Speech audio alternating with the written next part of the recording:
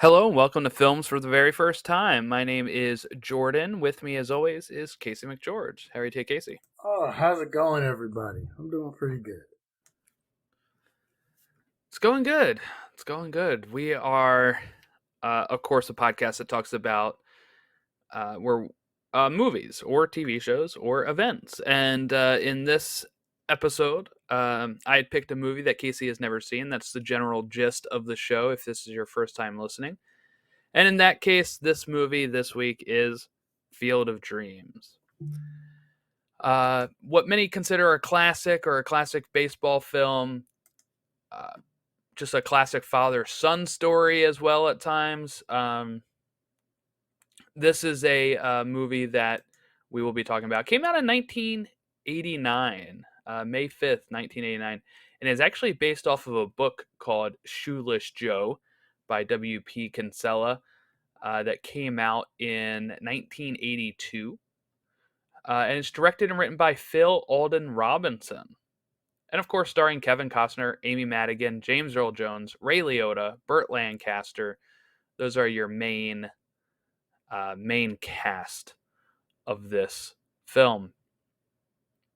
Okay, so I guess if we're diving right into it here, just getting into the first question we usually ask, which is, where were you in 1989? What took you so long to see this, or what kept you away from it?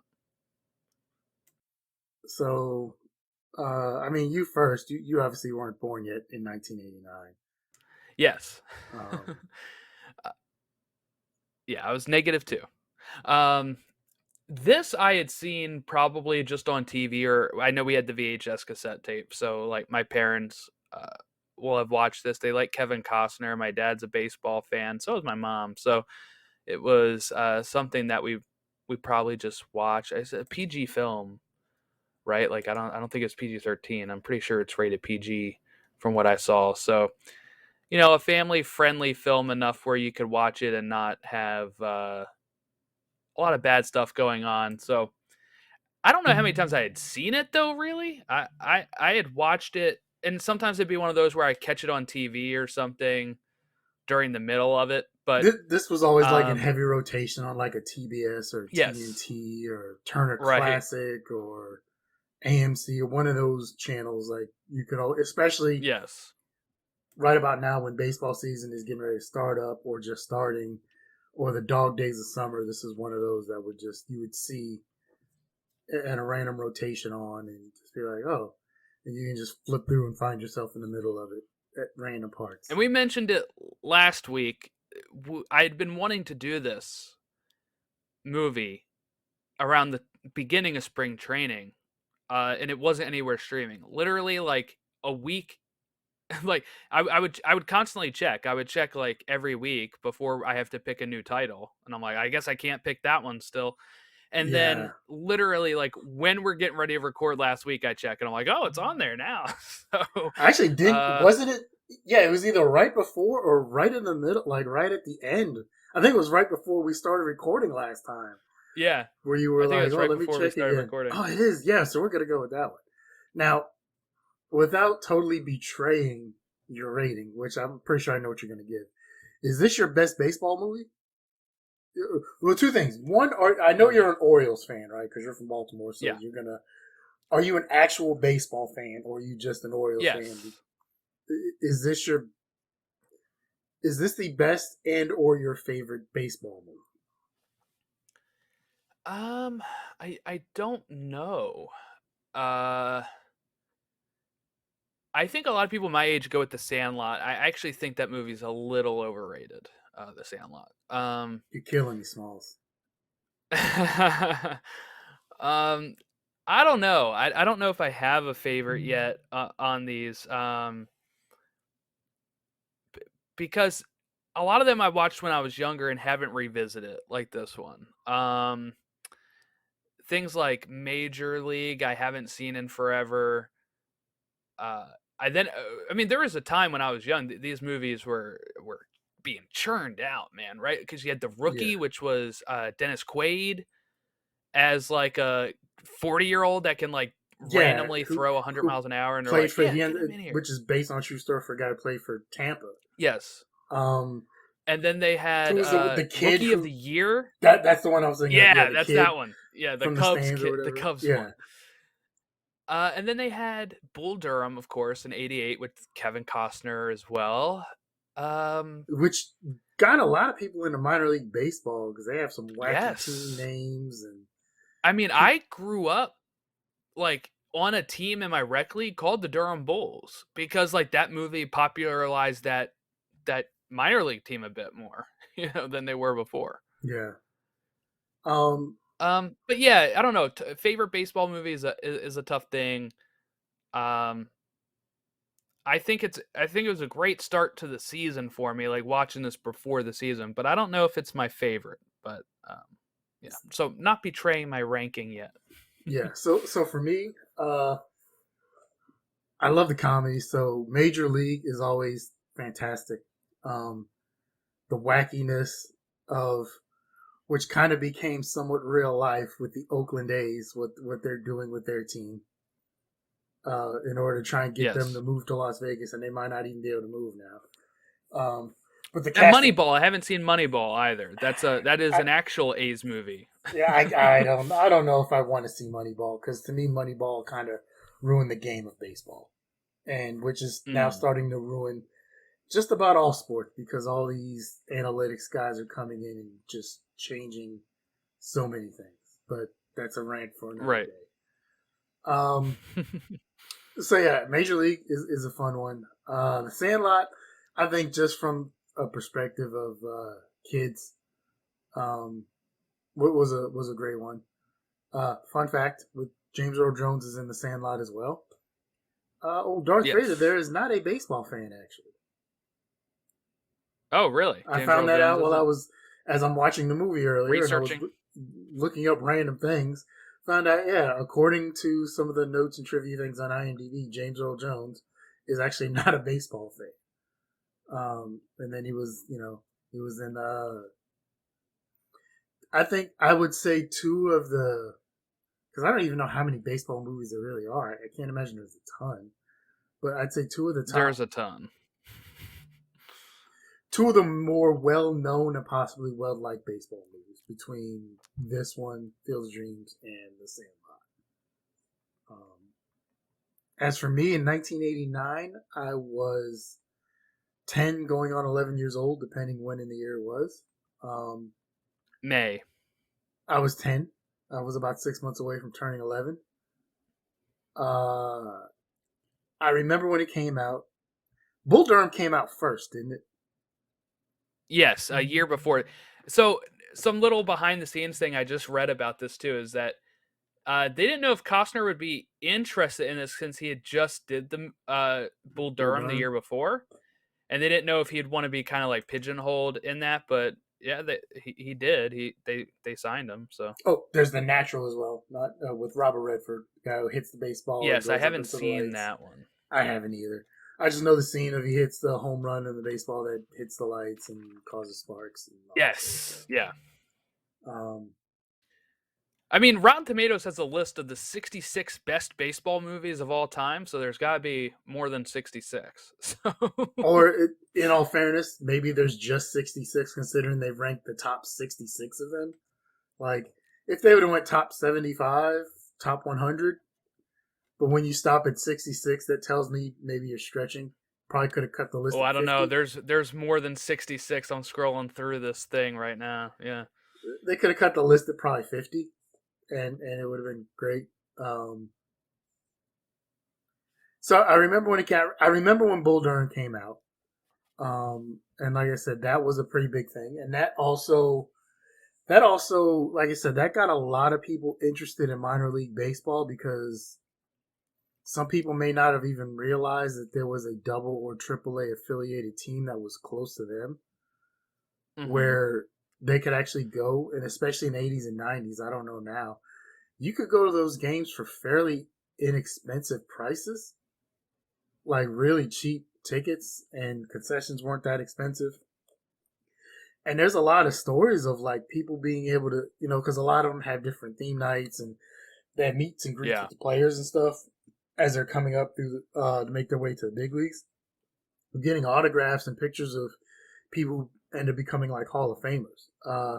I grew up in Worcester, Massachusetts. Well, I was born in Albany, New York. We'll get to that in a second. And I grew up in Worcester, Massachusetts. So uh, Red Sox tickets were expensive, but at the time Mm. they had a Triple A affiliate called the Pawtucket Red Sox, which Yes. is actually home, which was home to the longest baseball game in history, which was like 20 some odd innings. Like, I want to say it was close to like 30 innings. It was something utterly ridiculous. And like you would, like when you would go and you get the big cup, like the big plastic cup or whatever with your soda or something. It had Mm-hmm. like the scoreboard on it, and it had all these weird, through other innings of zeros, and then like, one run here, one run there, stuff like that. But you could get to see people on like rehab assignments, or like people on their way up to the major leagues, and it was a pretty good experience, right? 33 innings, 33 innings, Wow. 8 hours and 25 minutes of total playing time, which is utterly ridiculous. The final score was 3-2. That's great. They scored one run in the first nine. They didn't score again until the 21st inning, and then Pawtucket finally scored in the bottom of the 33rd inning to give them a 3-2 um, victory, which is just utterly ridiculous. I didn't get a chance to go, but um, the Yankees had an affiliate in upstate New York where I was living, and they became pretty famous because have you ever heard of the name Brian Taylor? Um, I don't know actually. So he I'm like was. the name sounds familiar, but it's also a generic name, so I don't know. It is. Uh, he was a he was a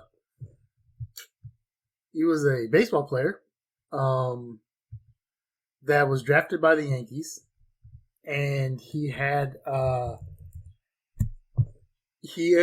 wanted this ridiculous contract from the Yankees. He spent 7 seasons in the minor leagues, um, and never made it to the majors. I guess he was the first overall pick in the '91 draft. Um, he never made actually above Double A. That means I probably have his card, or maybe I don't know if he has Back a then, card. uh, it was it was one of those hot sellers of like Upper Deck and stuff because he was expected to be like Dwight Gooden early in his career. Um, Yeah, because I have the '91 like full set. My dad bought it when I was born. all right, so according to Wikipedia, Yankees offered Taylor $300,000 to sign a minor league contract, which was typical for the first overall draft choice at the time. Scott Boras, who I'm sure you know that name, Yes, um, advised the sadly. family that the previous top-rated high school pitcher, Todd Van Poppel, was given $1.2 million to sign with the A's. Uh, the Taylors held out for a 3-year, $1.2 million contract. Even though Taylor, because of his bad grades, never got a major college scholarship offer, Van Poppel got that much money because he was actually had a scholarship to the University of Texas. The whole baseball draft thing is weird because you can be drafted as a high school player and then go to college, and then that draft doesn't count for you. It's the whole thing's weird. Yeah, And then you can there's just say, "Never mind. I don't want to. I don't want to. I'm not going to sign a contract and go back to school, or go to school." like Rule Um, 5 drafts. There's all kind of weird things with baseball. Like it's weird. Um, the family threatened he was going to go to local junior college Um, at the time, George Steinbrenner, the owner of the Yankees, was on suspension. Um, Taylor signed for $1.55 million the day before his classes were set to begin. Um, if he would have waited one more day or so, he wouldn't have been able to sign a contract until the school year ended, or he wouldn't have been able to. The deal couldn't be signed until after the school year ended, which coincided with the following year's draft. Um, yeah, so the Albany Colony Yankees, where he pitched at, was a Double A affiliate, and he never made it past Double A. But he was supposed to be like the next Mm. big thing in baseball. Apparently, he got Mm-hmm. into a fight, injured his shoulder, and that kind of messed up his career. But a lot of people, like I said, because of like Bull Durham and stuff like that, learned that there were these teams, especially some of them have really weird and oddball names. So people, The there was like a Montgomery Biscuits. there was like a minor league baseball renaissance at one period in time because people realized, Yes. hey, I can go to these games. I can take a family of four. The thing that they always use for like sporting events. I could take a family of four to a minor league baseball game for like $50 between everything for like parking and the Mm-hmm. tickets and some popcorn and hot dogs and peanuts and some beverages, as compared to like $50 might get you parking, at a Yankees game or an Orioles game or something like that, right? So, um, yeah, I remember this, and when it came out, I never got to see it because this seemed like an old man movie to me when I was a kid. Like I said, I was 10 years old, And you right? weren't an old man yet, right? Yeah, I'm an old man now. So yeah, now the movie kind of actually piques me a little bit. But this, like, and I think a lot of us can understand, or can, at a certain age, you can look Yeah, at a yeah, movie and be like, maybe if I was 20, 30 years older, that might appeal to me. But you look at it at that age you are in time, and you're like, yeah, this really isn't for me, right? yeah. Um, and I gotta say, I'll say this ahead of time without giving away my rating. The way this movie is marketed and what actually happens in this movie, is not necessarily the Yeah. same thing. To me, this is one of those. If this movie came out, was marketed this way nowadays, and came out, there might be some outcry, and there might be like a class action lawsuit because it does not follow the marketing of what actually the movie is about.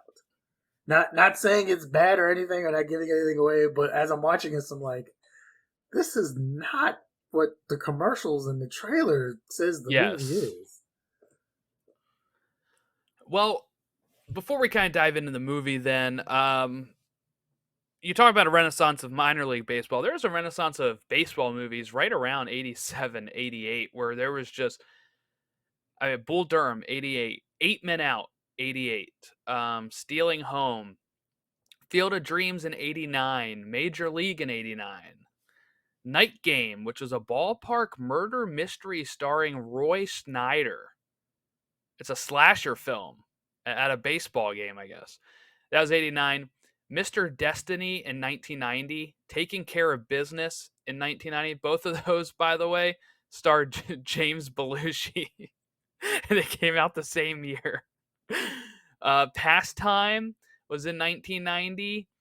The Court Martial of Jackie Robinson, which was a TV biopic. Andre Bauner was in that movie.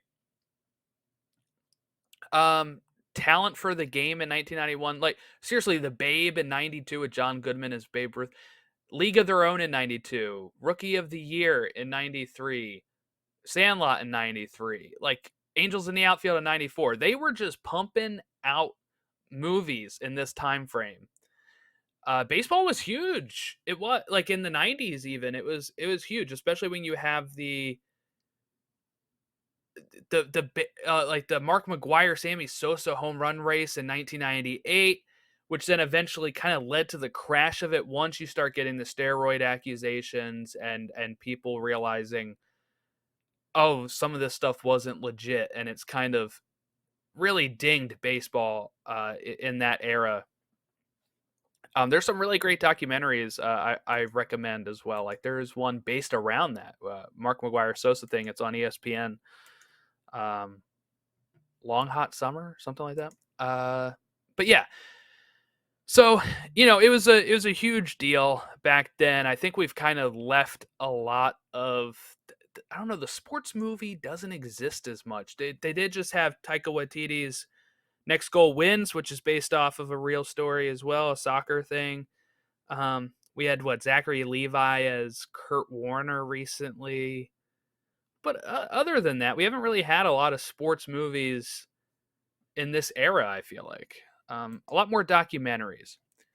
One thing I found very interesting is Eight Men Out came out in 1988. It's based off of a book from '63, but it also is about the Black Sox scandal, which this movie came out a year later, talking about the same thing. So, um, in a different way, of course, but just really interesting how hot the Black Sox were back then, I guess, with this scandal. You're muted. Sorry, Casey. All right. So before we get started, before we go, there's two things. One, yeah, there were a lot of there really are a lot of baseball movies out there. Did not really understand that. League of Their Own, underrated, great movie. Heard the series is pretty Yes. good. Um, Mr. 3000, Bernie Mac plays a guy who Yes. um would he was kind of a dick, especially with autographs and stuff because he would always sign stuff Mr. 3000, and then come to find out they scored one of his hits. So you had to go back to the major leagues to try and get one more To hit. get And one never more hit. could. Yeah. All right. You are probably the biggest baseball fan I know. That actually is really big into baseball. So we're gonna go here, and I'm gonna ask you this. The two questions. Do you think Pete Rose deserves to be in the Hall of Fame after everything that happened? And what do you think about the guys such as Bonds, McGuire, Sosa, Clemens with the steroid scandal that they are facing? Hmm. Pete Rose absolutely deserves it, I think. Uh, I know that some people will disagree with that, but I think a lot more people my age are very okay. He deserves to be in. I especially continue to think that more and more as we get way more, maybe too much sports gambling partnerships with our leagues. It's like, okay, all the casual fans we're gonna push bet, but um, and maybe get them hooked young. I mean, that's what I really worry about. What I worry Oh, about is like, there's going to be a reckoning here in a few years with gambling addiction. yes, That is going to happen. what I'm also worried about is like, think about 18-year-old that is gambling on stuff, but then ends up going to college, playing, and then gets drafted and has been gambling this whole time, and then now has to learn not to do it because he can get in trouble, right? Like it's like setting you up professionally too for an issue. I'm not a gambler. Like I've used the free like bets that they give me. I don't put any more money in it. I'm just like, no, I'm not really interested in it because I do think it is something that uh, could lead me down a path that I don't want to go down. So I just took the free bets. I've sucked at them. It's whatever. Time to move on. Yeah. But there are so many people that this is the way they interact with sports, and it is going to be a reckoning for youths around my age and younger. I'm not that young anymore. Younger kids than me, all right, that are going to really go through it later in life. I think with this. I think in the next 10 years or so, we're going to have a big Yeah, reckoning with that. So before we it's get to too the buddy with the leagues right now. so It before we just get they put to every commercial.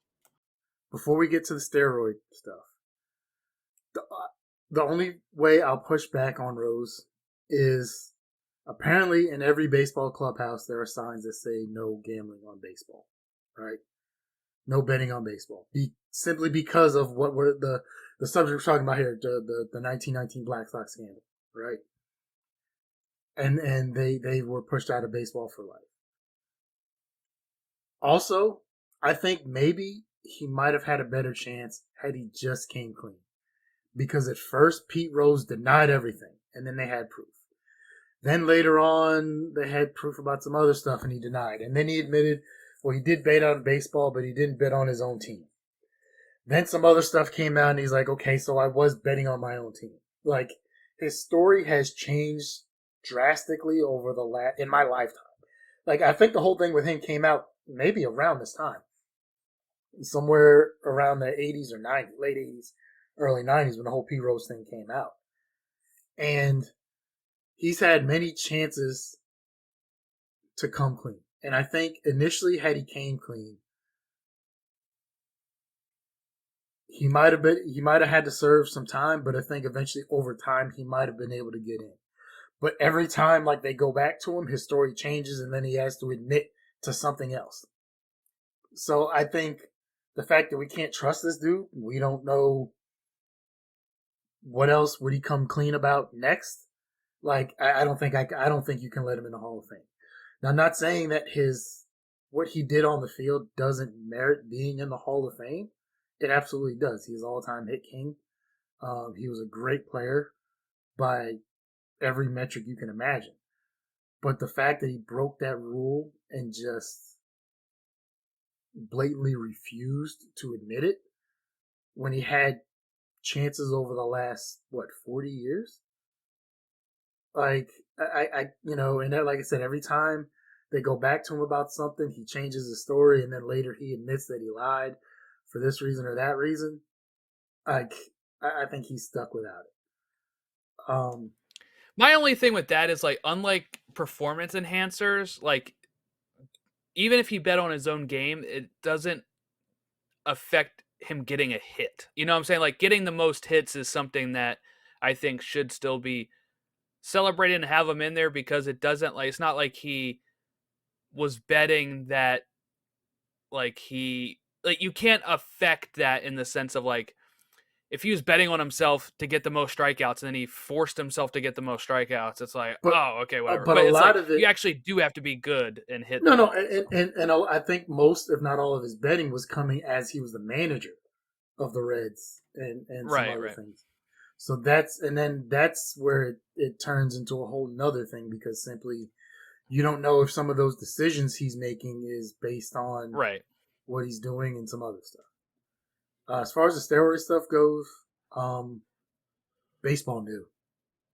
Baseball knew, Oh, and yeah, they did. there's been they haven't had definitive proof, but there's been rumors and talk that after I remember the baseball strike where the World Series got canceled. Um, 94, yeah. I remember Tony Gwynn was hitting like 394 or something ridiculous going Close into to August. 400. Yeah, like he had a chance that he could have hit 400 that year. Yep. The Expos were it was looking like the Expos were going to make the playoffs, right? Like there was a lot of stuff that was going, and the baseball strike happened and killed it. No World Series, it's gone. I even remember on the Home Shopping Network they were auctioning off, where they were selling the World Series baseballs from that year that they never got to use Oh, wow. on the Home Shopping Network, which I can't Yeah. imagine are going to be worth anything. So it took baseball a little while to kind of get back in the fans' good graces, rightfully so, right? Really Um, took that home run chases to really it it it get them it back went. on board, yeah. I want to say before that, I think they had a couple other home run chases that were almost there. Like I remember Griffey had a year where they thought he might have been able to break Maris's And he record. got injured. It might even been earlier in that same season, and then he tapered off a little bit. Um, Yeah. but yeah, like baseball was happy when that happened, and they knew. Like I think they knew because there was stuff that was just not normal, and they refused to admit it for so long. And I think I'm of the opinion that I mean you had eras in the 70s where people were on all kinds of not necessarily performance enhancing drugs, but they were coked out of their mind and had other things. Right. I mean, Ty Cobb was a known racist, right? He's in the Hall of Fame. And then they had Actually, that's been a little bit more challenged recently. The Ty Cobb stuff. it seems I was looking into it recently, but there was the guy who wrote a book about Ty Cobb and really made a lot of those claims manufactured a lot of that like made up a lot of stuff. It came out that he didn't really have as good of sources as he originally claimed, and it really ruined Ty Cobb's reputation, which is mentioned in this movie as well. But um, so I just want to point out because like I know lately there's been a little bit more of a push of Ty Cobb actually was not as bad as what they as what they said, and I know somebody might be listening and about to bring that up. That may be true. I'm not you. I'm not saying you're wrong. I think I saw that somewhere else as well, that they were starting to get some pushback. But there were a lot of people in that time, maybe not necessarily Ty Cobb, who felt that way, which is why we had the Negro Leagues and various other things. They wouldn't even allow black players to play for so long, and it still took way too long for. I think the Red Sox were like the last American League team to even integrate, which is I horrible. believe you're right on that. Yes. Uh, so you had different eras where you didn't even have necessarily the best players playing. I think you just have to include something as far as like this is the steroid era. Like it'd be one thing if it was just one or two people, but there were so many people using performance enhancing drugs during this time. Like so many people. I think you just have to chalk it up to the fact that this was during an era where performance enhancing drugs was widely used, and we they've done their best to push him out of the game now, which is great. But hey, these like we can't act like those things didn't happen. We can't act like I was in front of my TV in 1997 watching Sammy Sosa and Mark McGuire. I think it was like a Thursday night because I want to say it was on Fox. King of the Hill was supposed to air that night, and the people who made King of the Hill, Mike Judge, made a commercial because the show got bumped because the Cubs were playing the Cardinals that night, and they made a Hank Hill commercial of like, "Hey, Mr. McGuire and Sosa, can you guys really hurry up with this home run chase so my show can air, so they can get bumped out of that night because you know that was the night McGuire broke hit 62. But uh, we can't act like the whole country wasn't enthralled in this and it didn't No, yeah. happen. In my thoughts, or if you failed, in my opinion, if you failed a test, I think you shouldn't be in. Right? If they've tested or if there's proof, Bonds is not in, and he'd never really failed a test, and there's been no actual proof other than just looking at photos side by side of him. But even before Well, the steroids, there was he that whole was Balco thing too. on Yeah, the track. with him it was the whole Balco scandal with that lab out in Yeah, San yeah, Francisco in the Bay Area.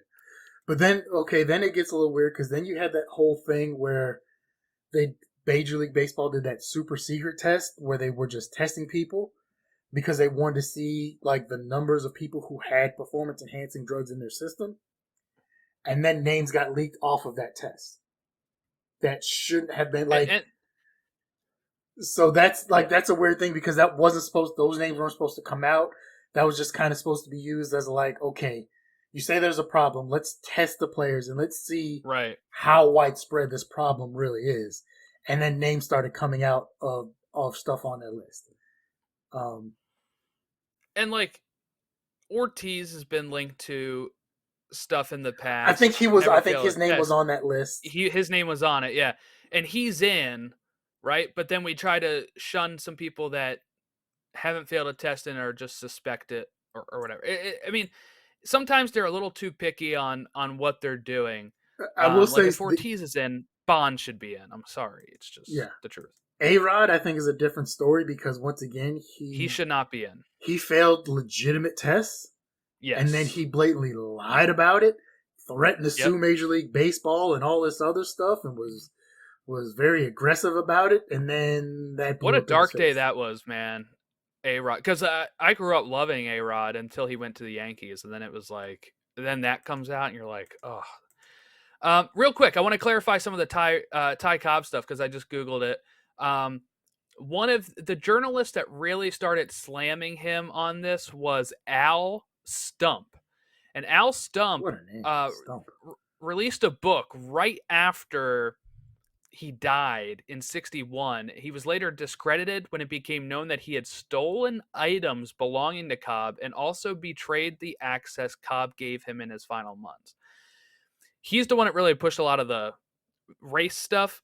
And let me also say this, there are public comments that have been made by Ty Cobb in the 50s and earlier supporting people of color, players of color. We have 5 years after Jackie Robinson broke the color barrier, Cobb publicly supported black and whites playing baseball together, adding, "Certainly it is okay for them to play. I see no reason in the world why we shouldn't compete with colored athletes as long as they conduct themselves with politeness and gentility.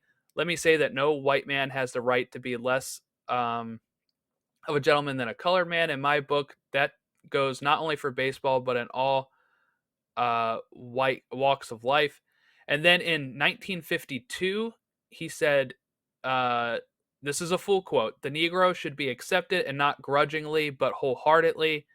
In 53, he praised Roy Campanella, who is also an African American catcher for the Dodgers, and he called him among the all-time best catchers and showed appreciation to the Dodgers for what they did to Campanella after his accident left him paralyzed.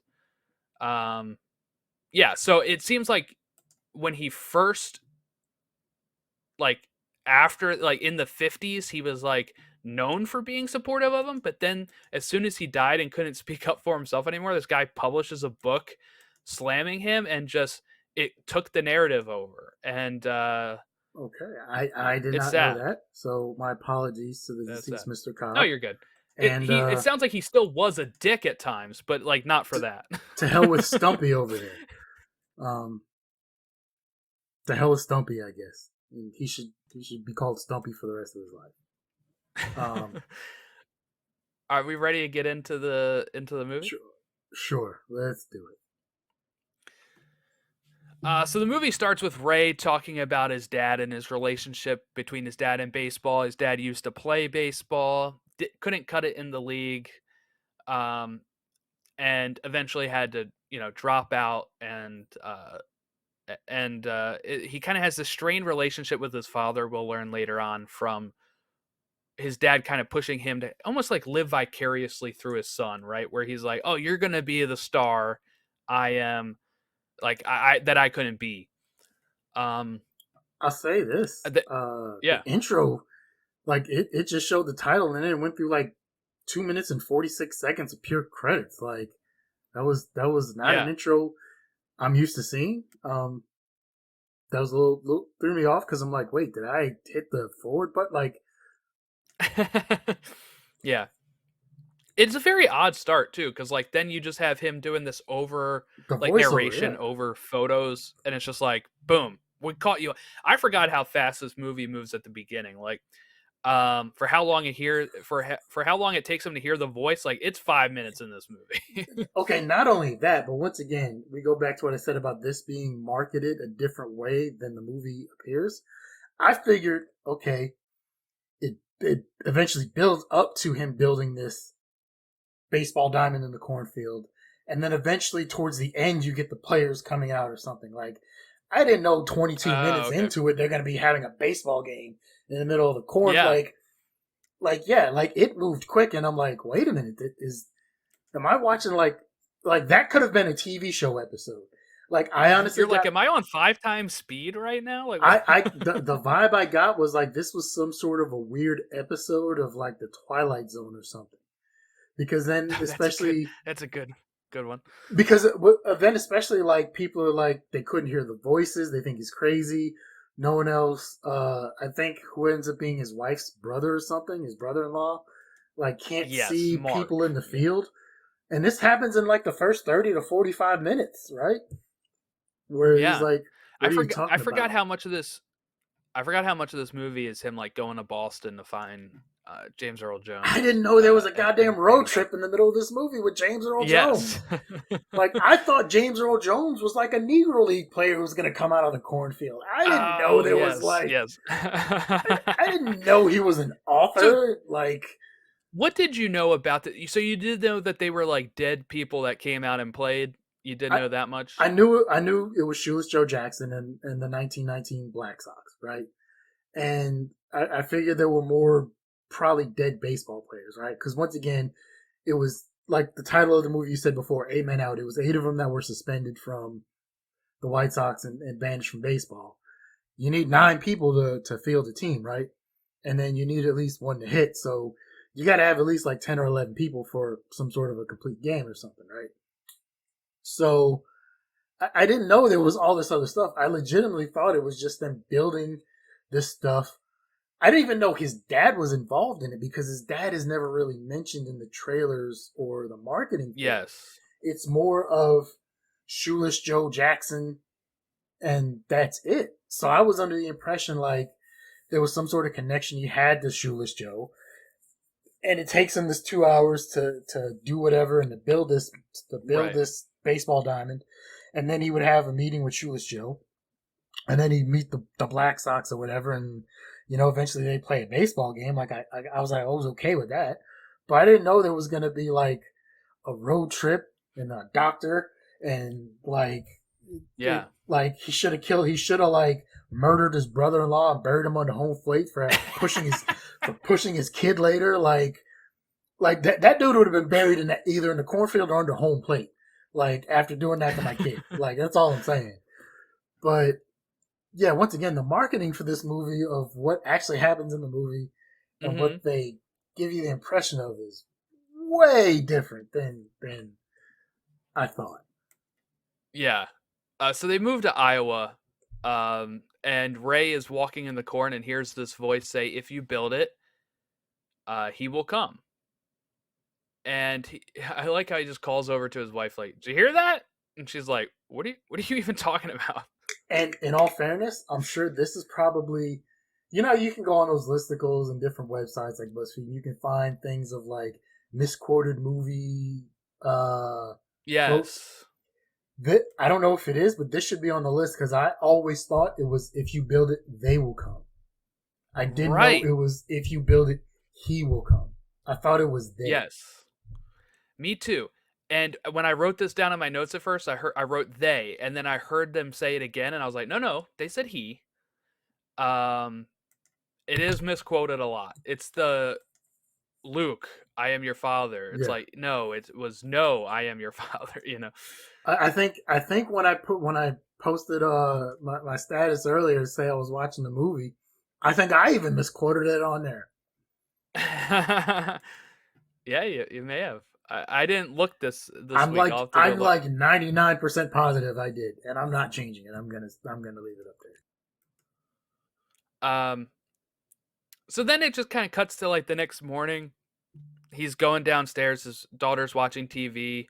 He just turns it off, and then he says he'll take his daughter to school.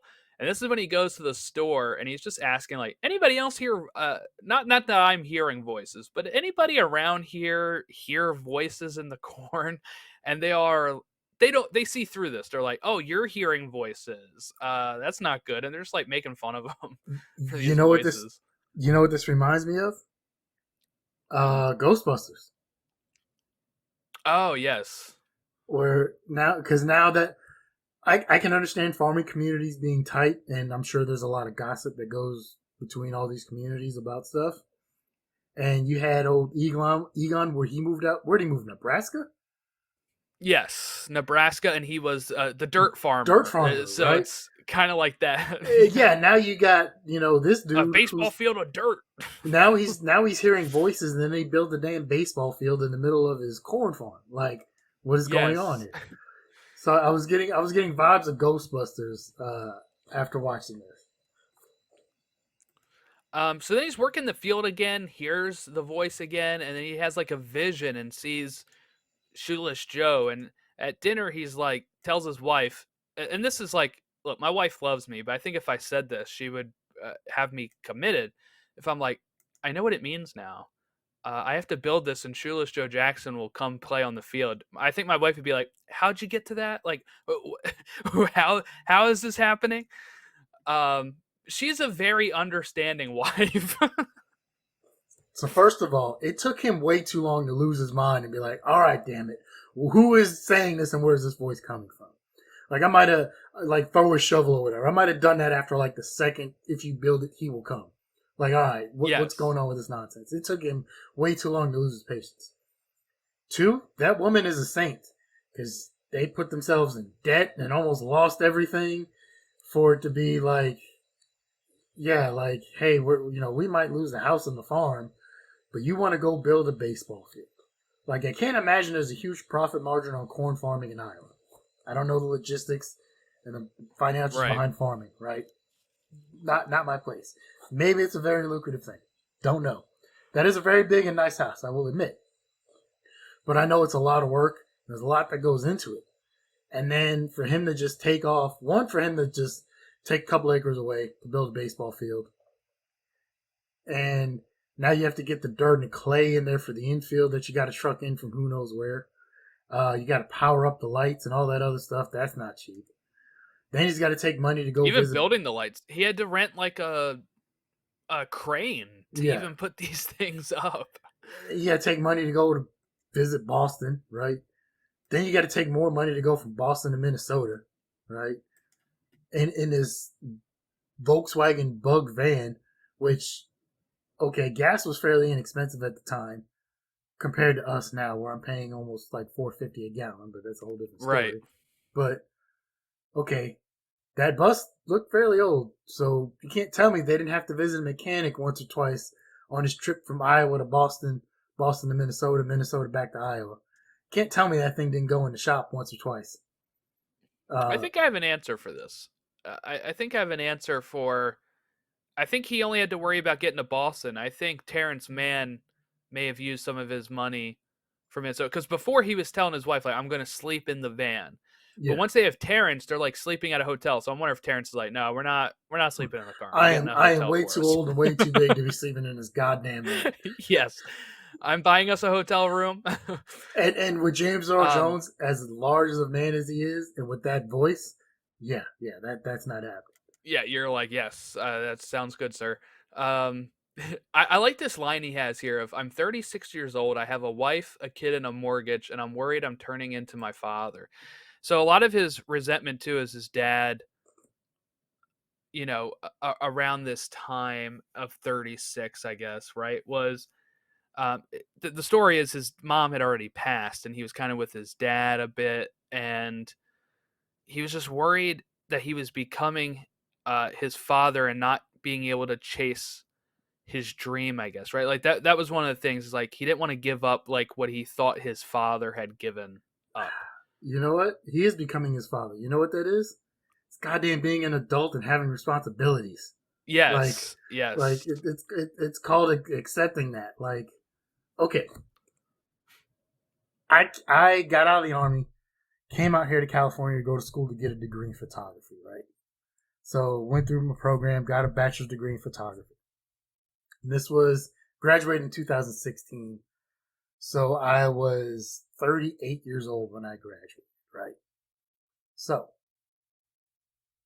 had I been 18 to like 25, I could have tried to make it as a photographer where like maybe, I'm hoping to find ways to make rent money and maybe I'm just crashing on people's couches and doing couch surfing for a while, stuff like that.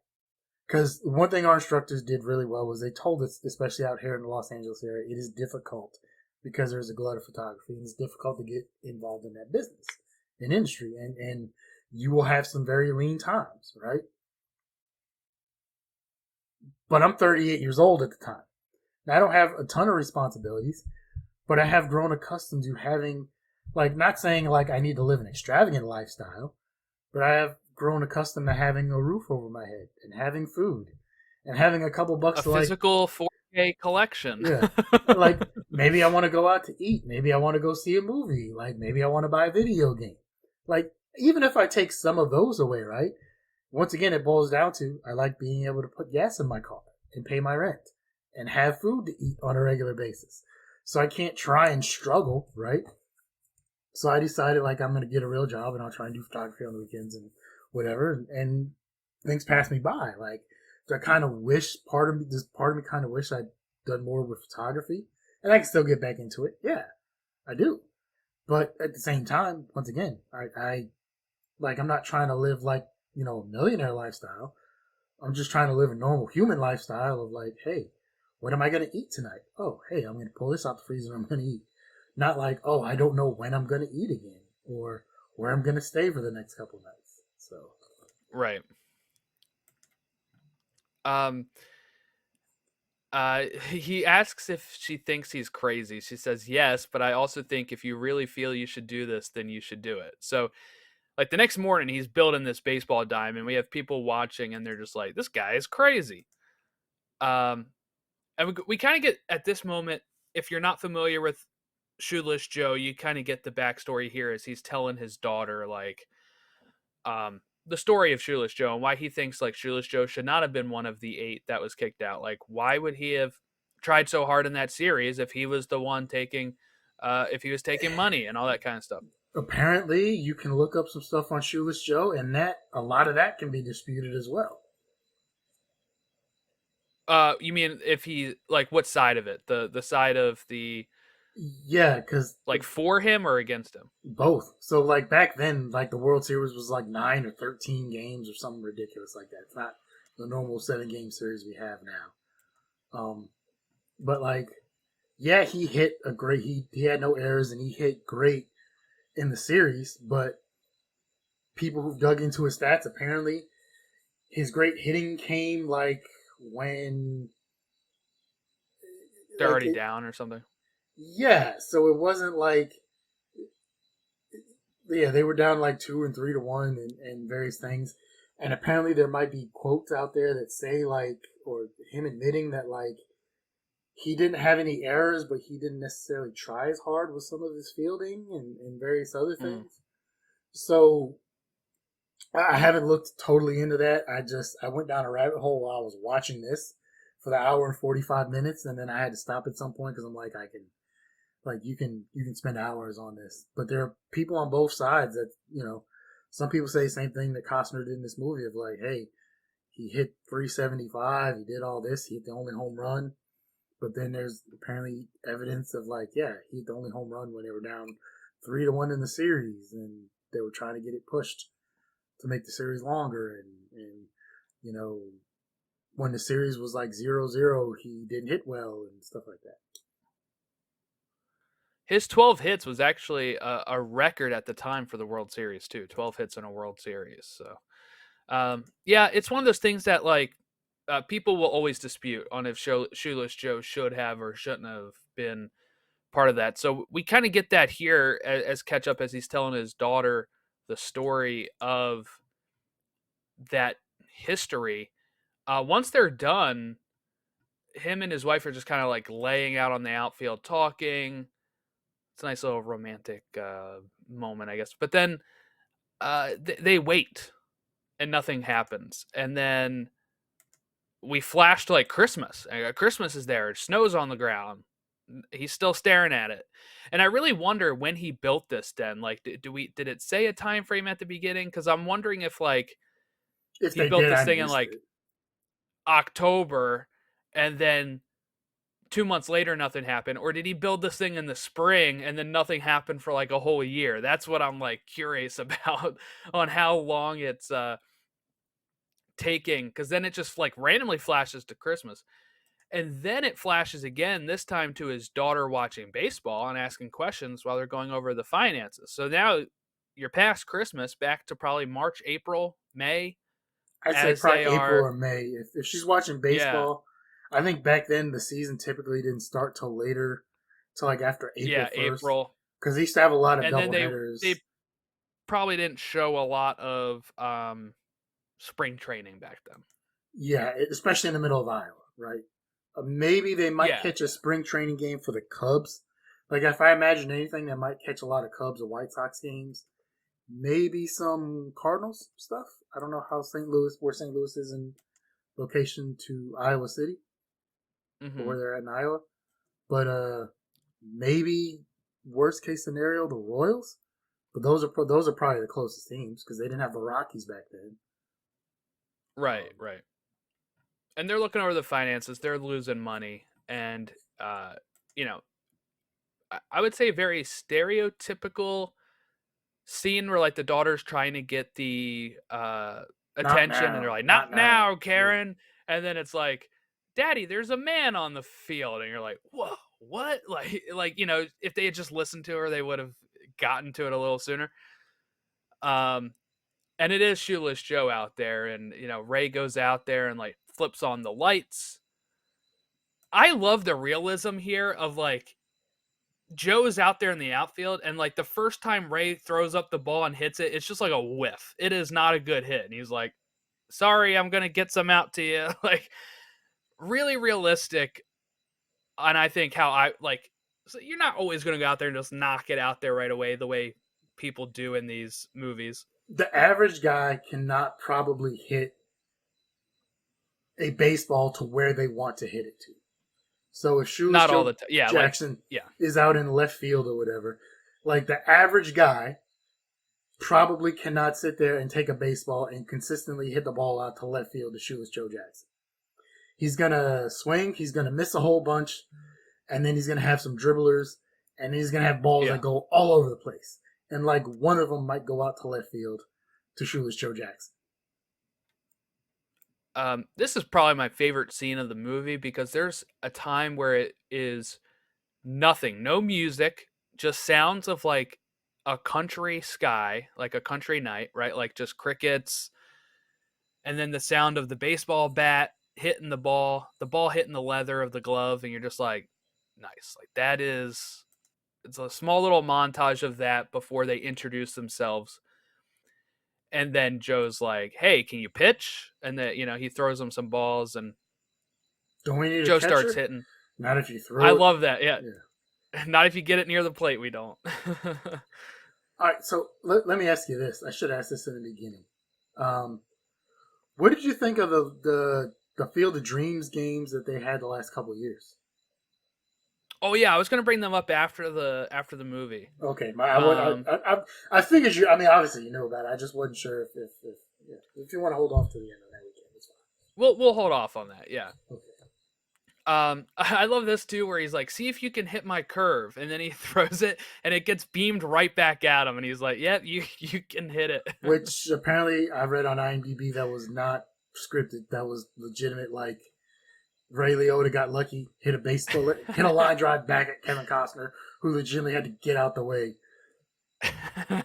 Which That makes it even better. that's gonna happen when you're hitting baseballs. Like, Yeah, sometimes like you can't.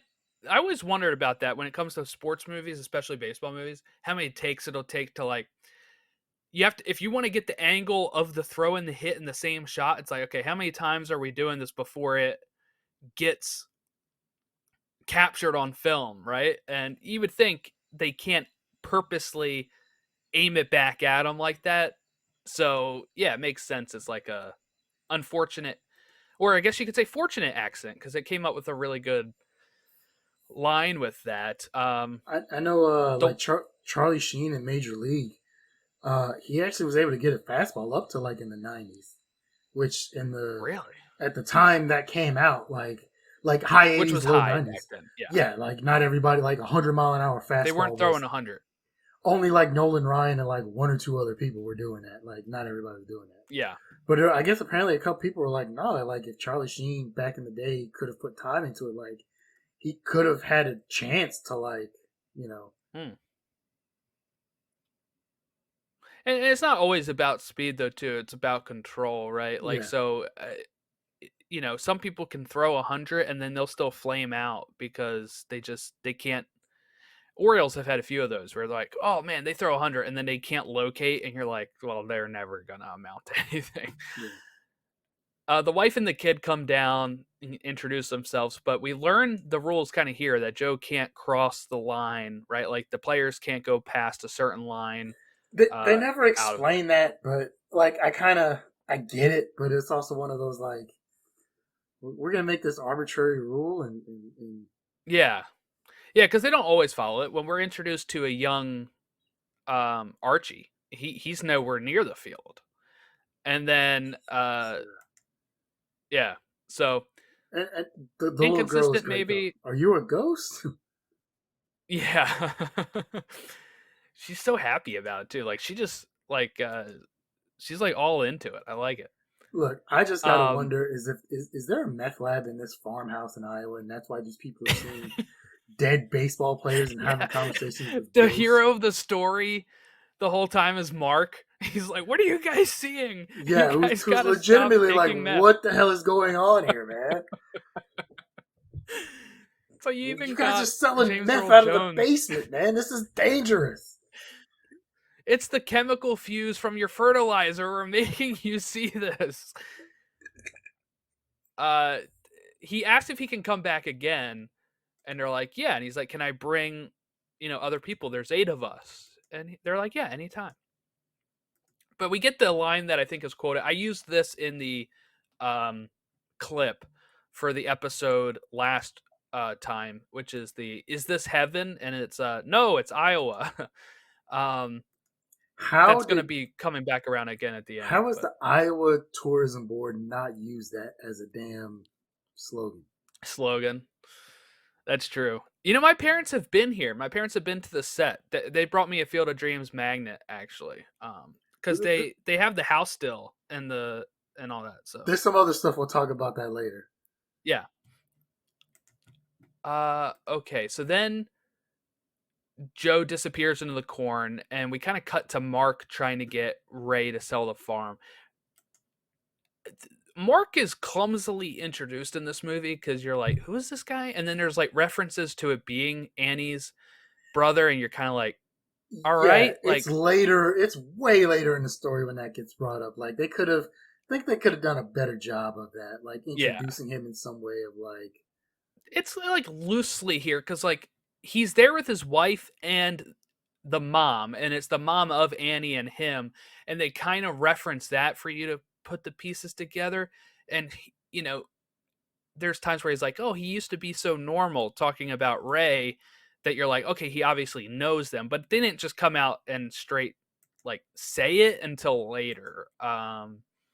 To the point where it had me second guessing myself. I'm like, "That's her brother, right?" Especially when he's like so hard trying to get them to like sell and foreclose this thing. I was like, "Why are you doing this? yeah, because Why? Why?" I didn't pick up on that initially, so I thought he was just some dude from the city who was trying to buy up a bunch of farms or something, like that typical greedy guys trying to buy up all the land and all the property. Like the guys in the Goonies, who are trying to buy everything up, and there's like one random holdout who won't sell. I thought maybe Ray was like that Yeah, holdout. yeah. No, it's weird because he works for a bank that is going to buy the farm. Or no, he works for a financial group that's going to buy the bank, so that means he's going to have access to the farm because the mortgage is through that bank, and that's where he kind of comes into it. It seems calculated because why would his group have bought this bank to get the farm if it Yeah, there's wasn't for something him going trying to on put there. that in their ear? Yeah, something's going on. Um, we get the rest of the Black Sox showing up, and Ray and Karen are going to watch them play. Karen's like, the game's coming on, and Mark thinks that they're skipping out to watch it on TV, but they're just watching what he thinks is this empty field, which is more of an insult, I would say. It's like the game's coming on, they're just watching nothing. So here's the thing. It was great in that aspect where he's out there and he's like, "What are you looking at?" And there's a game going on behind him that he's ignoring, right? Maybe it's just me. It would have been fun to see like him turn around and the look, and all of a sudden there be nothing and nobody there, right? Yes, like But nobody then when there. he turns back to Ray, like now all of a sudden everything Everyone's is there. back there again. Like, but I kind of get that. That's a lot of work to do, and then now it also Yeah, does look like a hallucination type thing. But Ray that can would see him, happen in his a wife movie can see him, nowadays, I think. his daughter can see Yeah. him. Just no one else I can think see him. I think it's supposed to feel like we can see them Yeah, too as the viewer. So if you pull that, then you're seeing it from Mark's perspective instead of from. I don't think we're seeing it from Ray's. I think we're seeing it as just like them saying, "You guys can see it too." yeah. So I think if you do that, some people might think of it as some sort of like break of Mark that, can't but see it because he doesn't believe enough. So that's why he doesn't know yes, there's a baseball game going on behind him. right. But okay, what would have happened Um, if they're in the middle of the game, right? Mark's in front of Ray, telling him, you're crazy. But there's a line drive that's hit. like right at him. Yes. I think it would go through him, and then like Ray would catch it, and then that would still like break this guy's mind. But what does he catch? Like, Because when does that, he, would there be an actual baseball in Ray's hand? Or would he yes, I just think have, so. Because or he, would he have his hand out to catch the that's ball and there's true. nothing there, right? Because once Yeah, yeah, again, Mark maybe can't see this baseball that literally just that's would have took probably his true. head off. These are the weird things Because I think about. well, I think you're right. I think your interpretation's right because when he comes and he just walks in the middle of the field, Yeah. like he like just barely gets by without the bat hitting him, and I Or think the it would have just baseball, went yeah. through him Like the and the baseball, baseball. Yeah, I think they would everything have just went through. just, which that that that's either some great editing to have him walk through that, or that Or was some. timing stunt type thing.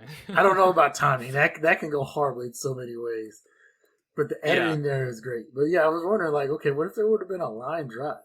I think now, if this movie's made now, that's something that would have happened. There would have been a line drive, or Hmm. like, oh, look out! And everybody ducks, and he's like, what? There's, because there's no baseball. Right. Um, I love that the players curse and the catcher points at Karen and is like, "Hey, watch it," and she's like, "I don't mind." Just Sorry, love kid. this kid being like, "I don't mind that you guys are cursing," and they're like, "Okay, yeah, that's fine." Think about when you were a kid, man, people cursing was like the greatest thing in the world. Yeah. The family all thinks this is like a prank, especially when like Annie jumps in and says, "What, you guys can't see them?" And they're like, "Okay, like you guys The are digging mom this is too far." just irate. Yes. She's very stuffy. Then we get the voice saying ease his pain, and we get to the book banning. Annie mentioned this earlier, I think before her family gets there, or right after this, she mentions like they're banning these books. And one of those books they want to ban is a Terrence Mann book, who is somebody we'll be introduced to later. And, Annie steps up and defends him.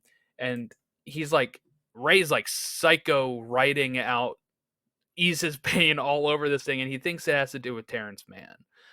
I So that he gotta be starts, honest. This researching. is gotta be honest. Very eerily reminiscent of a lot of stuff that's going on nowadays. I wrote that too. I said this is a very relevant thing at this point, and it's probably been relevant our whole history, really, right? Not as It's much as just, it is now.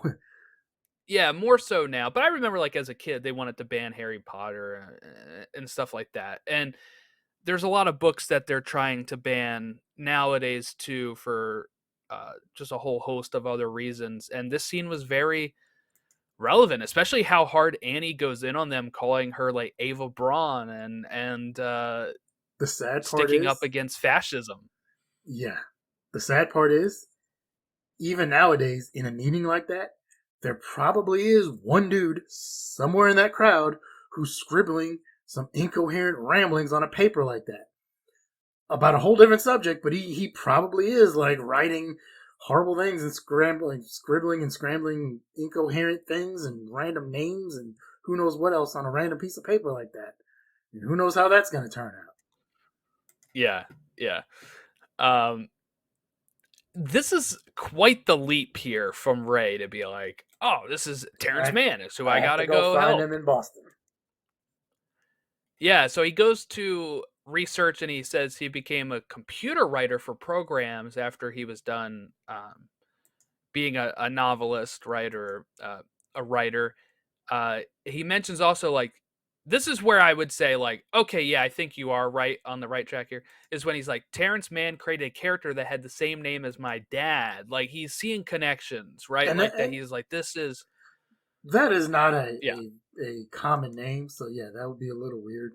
Like Joe Jackson, that's somewhat common, right. right? Okay, but whatever, I forget whatever Ray's name is. It's John like Kinsella. Yeah. Yeah, just even coming up with the name Kinsella, like you're like, okay, that's Um, he also says like, "Oh, man was a baseball fanatic. He gave this interview about how he wanted to do this thing at Ebbets Field, but then Ebbets Field closed, and he never got a chance to do any of that. So I got to go." And his wife's like, "You can't really go. Like, we don't have money. We're really in debt from this damn baseball field you're building." we're drowning here, Ray. What are you He's like, doing? "Hey, I'll sleep in the car. Like I'm not I'll gonna beg for food spend all that much money. I'll drive. Um, so he does go. He does go to Boston, and I because they like both had the the same scene. dream the night before. Yeah, yeah. They both had a dream of him sitting on like the first baseline with Terrence Mann eating a hot dog, and that's what convinces his wife that like, okay, this is meant to be. Once again, I go back to the meth fumes permeating the house. um, I like the scene where he's driving and they just kind of focus on him like practicing his intro to this guy for so long. And we kind of just get clips of him asking people around where he lives. He That does one find him, and that one guy's the best because he's like, oh, I'm a friend of his. If you're such a good friend, how come he didn't give you yes, directions himself? and he's like, "Good point. Like, see you later." He finds Terrence Mann, and like Terrence closes this door on him like right away. But then he also rings again, and he's like, "All right, I'll give you 1 minute." But he eventually kicks him out once he starts quoting his work from the '60s. Like, "Oh, you're from the '60s. Uh, Time to move on with yourself," and like just forces him out. And we get something that Ray kind of alluded to, I think, when he was doing his practicing of like, "You're coming with me," like acting like he has a gun. He comes in there with his finger, acting like it's a gun, and we just have like Terrence be like, "That's your finger," and he's like, "No, it's a gun." And he's like, "Well, then show it to me." He's like, "I'm not going to show you my gun." I thought Terrence was gonna pull out a gun, but then he's like, "What are you doing?" "Well, I'm gonna beat you to death with a crowbar." Yes. I just love how James Earl Jones is great. He just picks up this crowbar and he's like looking at it. He's like, "What are you gonna do?" I'm gonna beat you with this." Like his delivery is so good. Um, and Ray's just like, "I gotta take you to a baseball game. Tonight's game, Red Sox A's. Let's go. You love baseball." And Terrence is like, "I never gave that quote about Ebbets Field at all." And Ray's like, "Man, I must be going nuts." And it's like, "Yeah, I think you are." Uh, but they do go to the game. Um, You want to hear a fun fact about this game? yeah. Maybe you have this in your thing. You know who two of the extras were in Fenway Park that day? No, I don't. Matt Damon and Ben Affleck. Oh, really? Yes, That makes sense. They're from Boston. because I guess apparently they were extras in this, and then Ben Affleck worked with the director later for another movie, and the director introduced himself, and he's like, "Oh, we've met already. We worked together before." And the director, like, because obviously it was a It's like, teenager, what are you Ben was talking like, about? yeah, and Ben had to Yeah, explain to him, but yeah, Affleck and Damon were extras in Fenway Park at this. that's cool. We get some good backstory between Terrence here, where he mentions he doesn't want to be like looked at again, right? He doesn't want people to look to him to kind of be this voice or guide for what they should be. He wants them to be able to figure this stuff out without him needing to tell them what to do. He doesn't want to be involved in politics. So, question for you, Casey: if some guy came knocking on your door telling you this, are you going to the game with him? If he says just the game, that's it, and then we're going. I may, but I'm gonna be honest with you. I watch a lot of horror movies, and this might be how I end up skinned and used as somebody's lamp. I might have had to beat him to death with that crowbar, honestly. I think I would go because I'm like, if it's a free game, all right, yeah. When we actually go to the game, that's good. Could go I, horribly wrong though. there's a lot that could go horribly wrong. Um, I mean, being in his situation of he wanted to be a recluse now and kind of just live his life on his own. I can understand why he did it. I probably would have maybe gone to the game, especially once you know later on that he kind of like he kind of has the same visions or thoughts. Like he's dealing with some of the same stuff himself. So Yeah, like so that's the big thing. Ray hears the voice say go the distance, and this thing comes up on the uh on the scoreboard there, board saying Moonlight Graham, and it has like his stats, uh, one game, like that was it. And he's like, "Did you see that or hear that?" And Terrence says, "Like, hear what? Say what? See what?" And Ray's kind of defeated at this point. He's like, "I guess you didn't need to be here. We can go whenever you want. I got my message. We can go."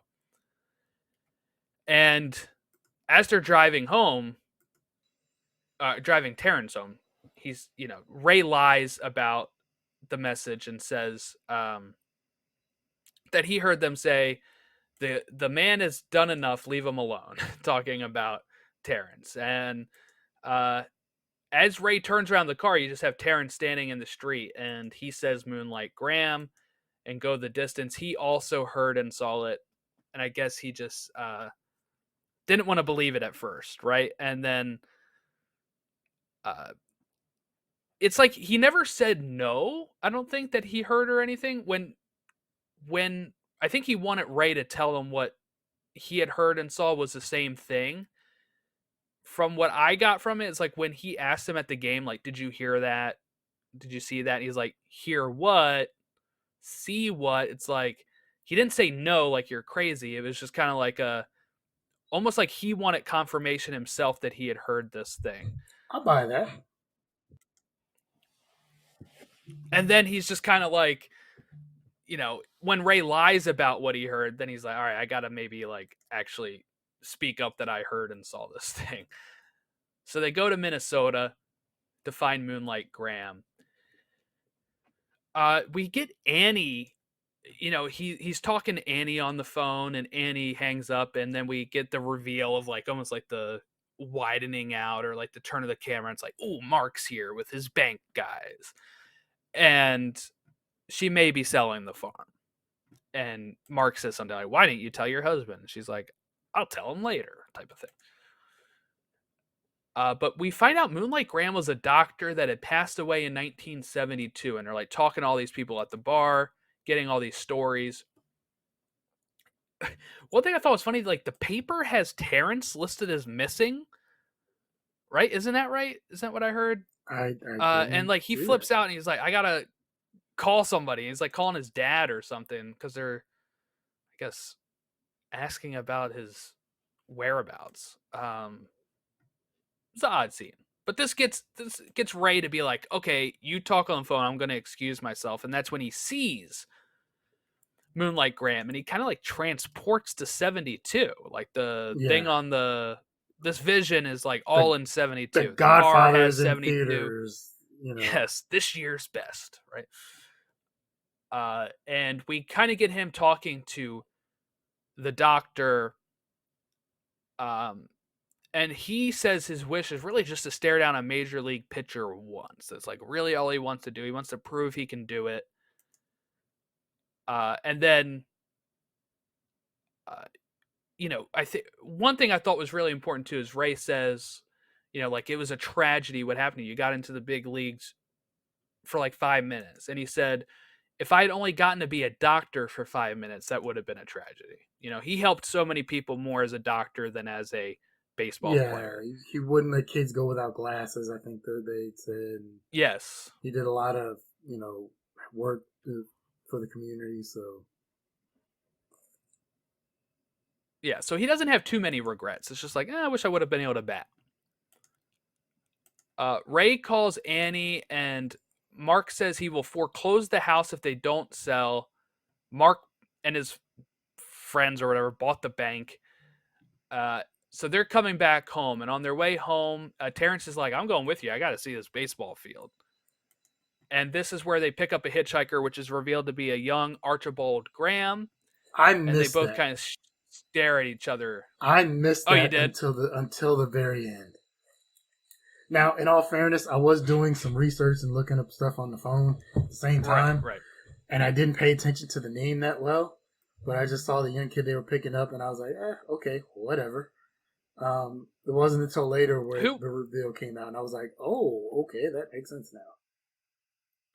Yeah, this guy who plays young Archie is Frank Whaley, who was also in Pulp Fiction, which started this whole podcast. So there you go. Little tie back to some of our previous There's always episodes. a connection to something else. Yeah, it seems like that. Um, so we get to the heart of the issue between Ray and his dad, and kind of why Terrence is maybe connected to this is Ray stopped, you know, kind of playing catch with his dad when he had read Terrence's book, and Terrence is like, "Don't you dare start putting this on me." And he's like, I'm not pinning this on you." He had unresolved issues with his dad. He came out and at one point just to hurt him said, "I can never respect a man whose hero was a criminal." His hero, of course, was Joe Jackson, which is tying in the Joe Jackson stuff to all of these characters at this point. And he was 17 years old when he said all this, just wanting to kind of hurt his dad's feelings. And he died before he could take it back. Um, and he doesn't even say, and tell him he was going to say, tell him, he loves him, but he just couldn't get those words out. And Terrence at this point is like, well, everything's starting to make sense. I know everybody's purpose here except for mine.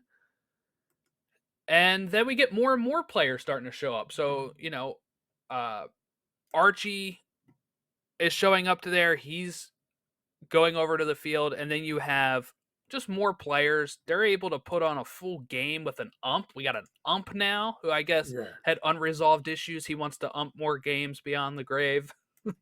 Hopefully, it's not Angel Hernandez. If Yeah. that dude comes back to ump some games after, we're all in trouble. You're like, I thought this was heaven. Nope. It's a uh, batter's personal. It's a pitcher and batter's personal hell with it. yeah. Angel Hernandez is coming back to umpire games. For This is where those, we get the line of like Ty for, Cobb wanted to play, but none of us could stand the son of a yeah. bitch when he was alive. For those who don't know, if you're listening to this, Angel Hernandez is basically known and rated as like the worst umpire in Major League Yep. Baseball. And And because of the ump union, he will probably never get fired. So there you it's so bad that like they put stuff up about where he calls his balls and strikes, and it's just horribly ridiculous. Where it's like, how is this guy do like go. how Yeah. like there's a Dan Levitard. He used to be a sports writer for the Miami Herald, big into Miami sports. He's his dad Oh is yeah, a yeah. He's got Cuban his own refugee. show and everything. Yeah. Yeah, but he's his dad came over from Cuba, back in the day and everything. And Andrew Hernandez is Cuban as well. Dan Levitard calls him a blight on his people. As bad as he is horrible. He is a blight on my people, and there's no way we can get rid of this guy. But yeah, like you said, because of the union, he's probably never gonna he's never gonna go. Yeah. So we get Archie stepping up to bat, and he does get a He winks at him. um. He winks at the Yes, he winks pitcher. at him, gets some chin music, right? And they're like, "Son, don't don't wink at him." But Then he he gives steps up him. and hits a sac fly. Well, So he does. then he gets another set of chin music. That's when Yes. he goes to the ump. He's like, "Hey, you gonna warn him?" Yeah. Here's a warning. Watch your head. Yeah. The ump had a good sense of humor. But this is where like Joe calls him over and is like, "Hey, where do you think this is gonna go?" And The he's first two were like, high and tight. Where do you think the next one's gonna be? Which "Yeah, I even got. It's probably gonna be low and away. So it's like, right." And then he's like, "Low and away," or it's gonna be or it's gonna be hide right in tight my and like ear, knock off my head. or it's gonna be right in my ear. Yeah, Yes, and Joe is like, "All right, so prepare for low and away," and then he's like, "And also prepare for in your ear." But we get the sack fly that Archie hits here, so he does actually drive in a run. He does do something, he could have had but a, Mark, yeah, he could have, if he would have got it, like they said, if he would have got a hit, there's a chance he might have stayed up in the major leagues longer, and you never know. yes, But he was capable of yep, hitting major league pitching. He found that out. yeah, and that was his dream, and he did it. Mark interrupts like the next day. It's like now a daytime game instead of a night game. I think they were playing before. Um, right? Or maybe it's the same game. But Mark interrupts the game and walks right when they are swinging. This is what we were talking about Yeah, before. right And he through what's going on. introduces them to Terrence Mann, and he's like, "Oh yeah," and I'm like, "What would he say?" The Like Mark Easter says, Bunny. like, "Oh yeah," and I'm like, "Easter Bunny, yeah." It's like, okay, so he doesn't believe it's actually Terrence Mann. Um, Karen is like again saying we don't have to sell. People will come all over and watch the games. And Well, no, Mark is pissed. He's like, "Your before daughter that, is going crazy." she's just getting like, Dad, we don't have to sell. We get the same thing as before of like, Yes, yeah, just be it's quiet the over there. same Just be setup. quiet over there. Before finally she's like, no, before finally she explains why.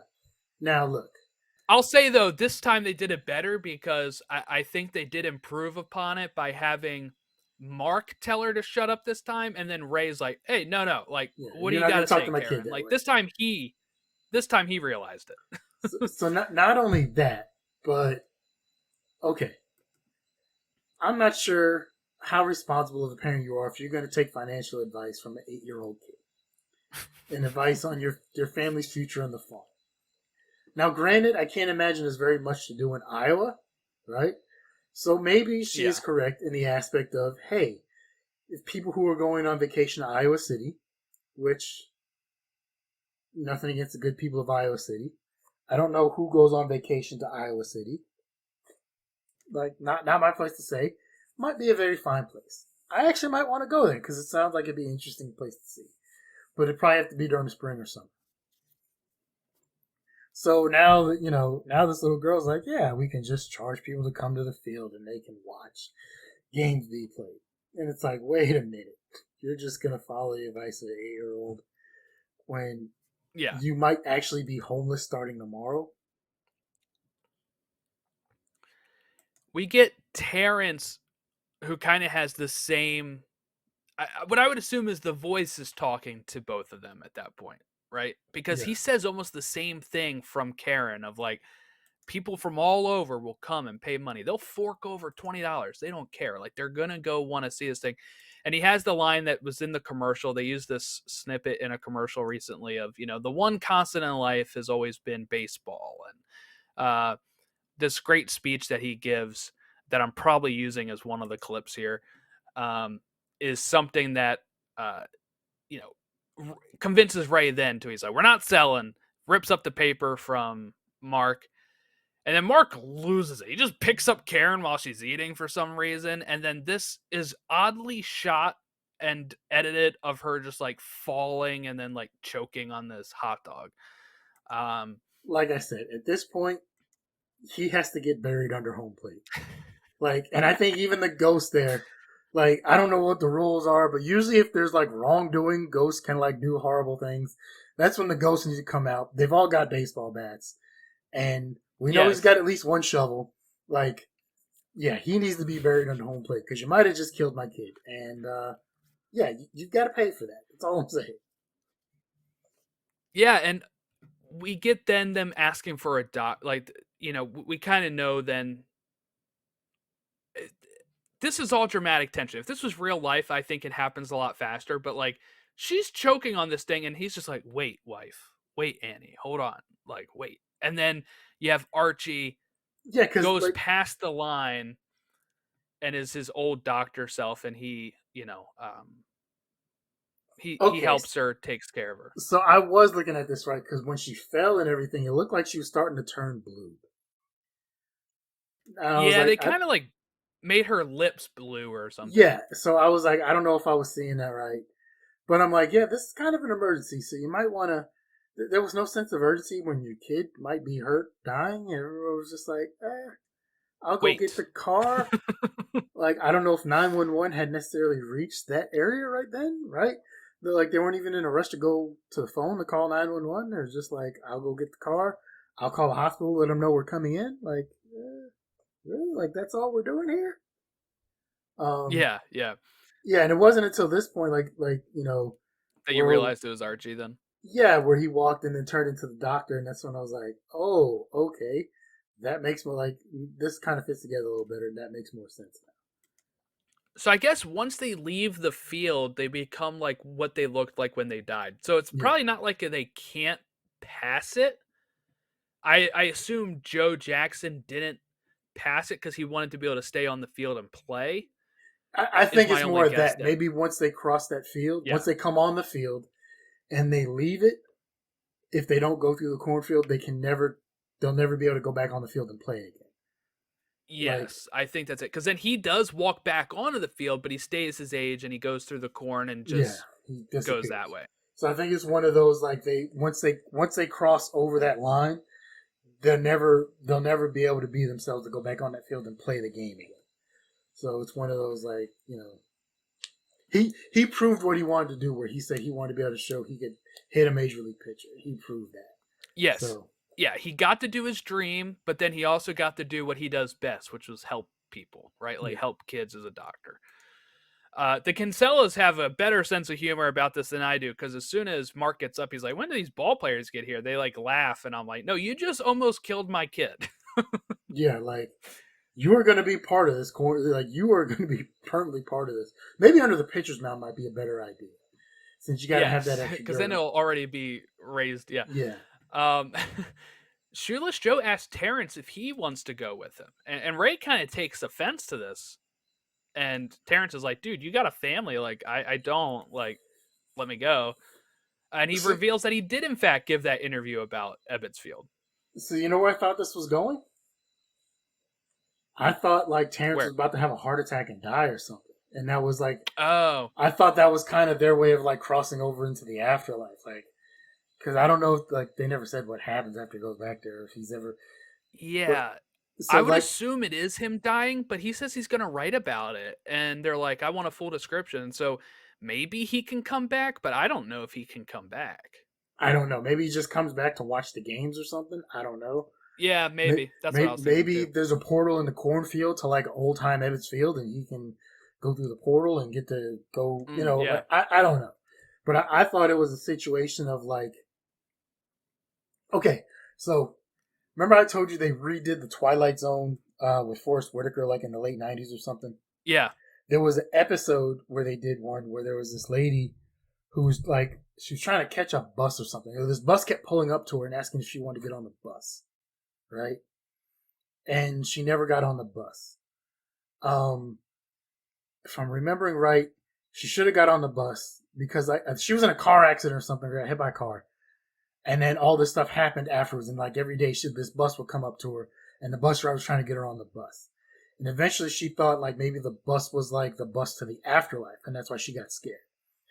Come to find out, the bus was the bus to life. Like she died because she didn't get on the bus, like her little dog did, and the dog came back to life. Like at the end of the episode, she didn't, and she passed away and died and went to the afterlife. But she should have got on the bus. I don't know. So like I said, I watched a lot of weird stuff, especially Twilight Zone. So that's where I went with this. Like, oh, this is like he's saying he's not invited because Ray still has a family. He still has life left to live. Terrence was 60s, 70s at that point, lived a full life. Yeah. So I thought like he was gonna like keel over. Like once he crossed over onto that field, I thought he was gonna like keel over and have a heart attack and die or something.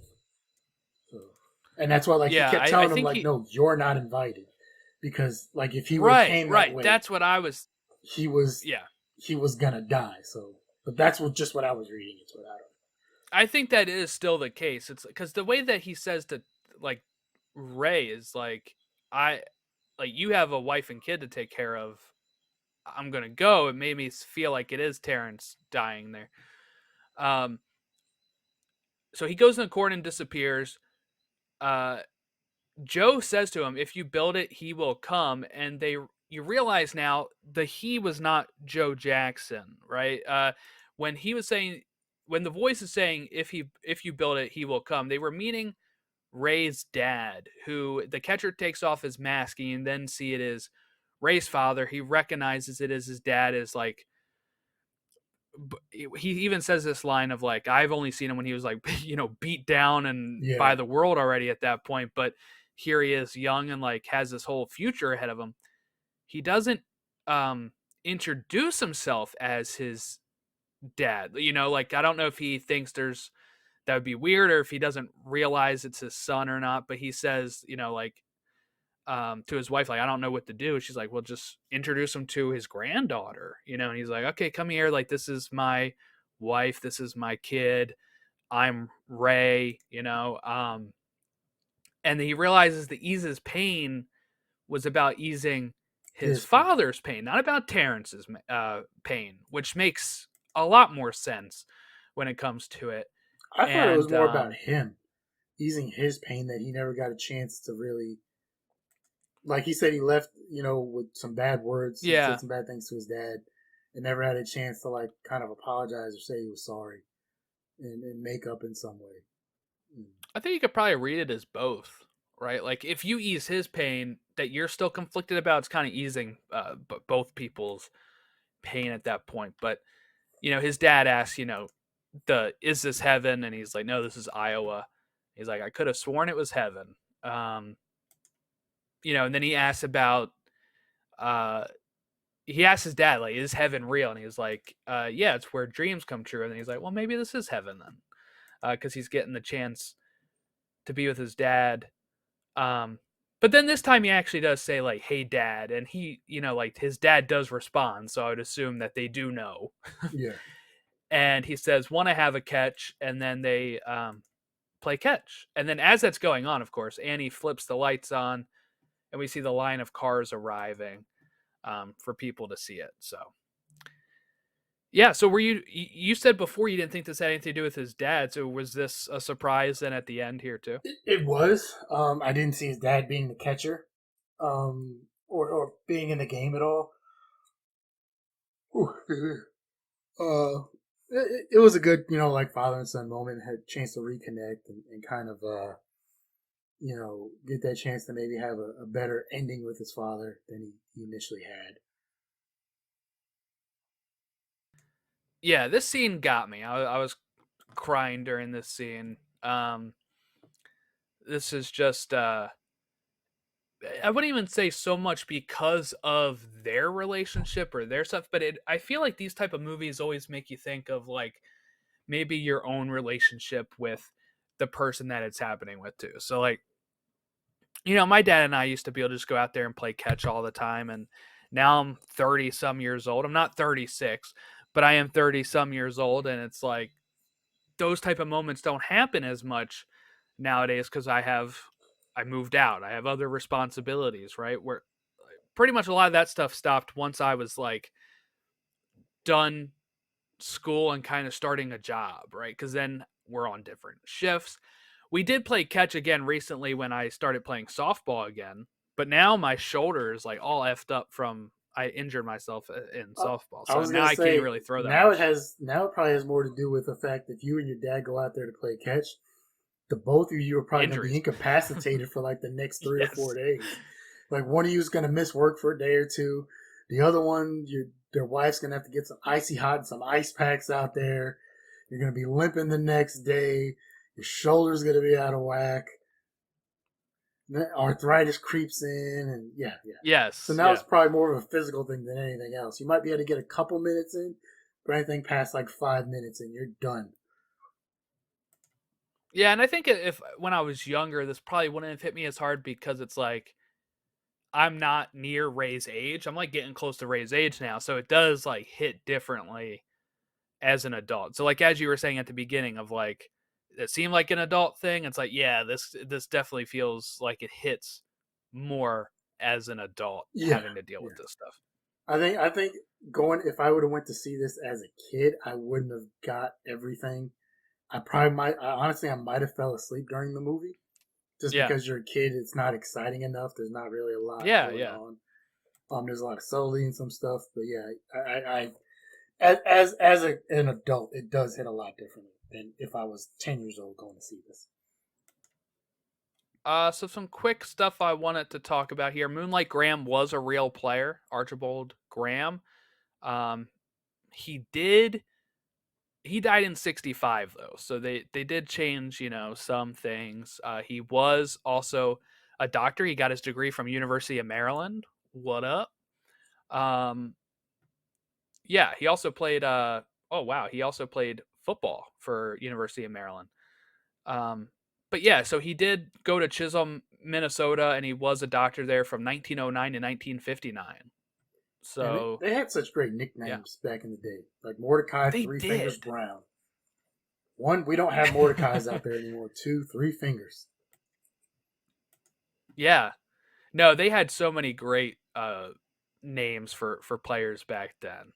Um, now what you get a lot of times are what the player wants their nickname to be. When back then it was more of like what people would call them. Yeah, You know, like the guy who like earlier who wrote the book that gave me bad information about Ty yes, Cobb.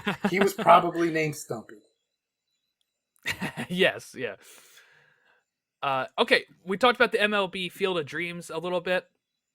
Yes, in Dyersville, Iowa, at the location of where they filmed this, they built a actual major league level baseball field next to it in the corn. They did two iterations of this. While I think they will bring it back, but right now they're also building youth baseball and softball complex there. So we'll see. But the first one was White Sox versus Yankees. White Sox made perfect sense. Yeah, Yankees, they were another historical franchise. It made sense to have those two play each other. They did really cool stuff. I don't know if you saw this at all, Casey, before, but come they through the had Kevin cornfield. Costner there. Yeah, He came through the cornfield. They played, he did a speech. They did all this great stuff. they played in The old game timey itself, uniforms. oh yeah, like throwbacks. Yeah, They after out there was no stands in the outfield. That was literally corn. They had a real fence, but the fence was like a see-through chain link, so that way you could see the corn. And the game was electric, man. White Sox won yeah, it. It was a great game to watch. yeah. Cause Stanton Um, and really Judge good. hit home runs to put the Yankees up, and then Tim Anderson hit a Yes. home run in the bottom of the ninth. And it was one of those like I remember when the game happened because they made a big deal about it because it's a historic game, obviously. Yeah. But then after the game, there were some people like, was this game kind of rigged? Especially when you talk about the whole gambling thing. Like, was this game a little bit rigged? Like, for it to end the way it did and everything for the White Sox to, I don't think it was because I think it's too much trouble No, to get they into would have for that. wanted the Yankees to win.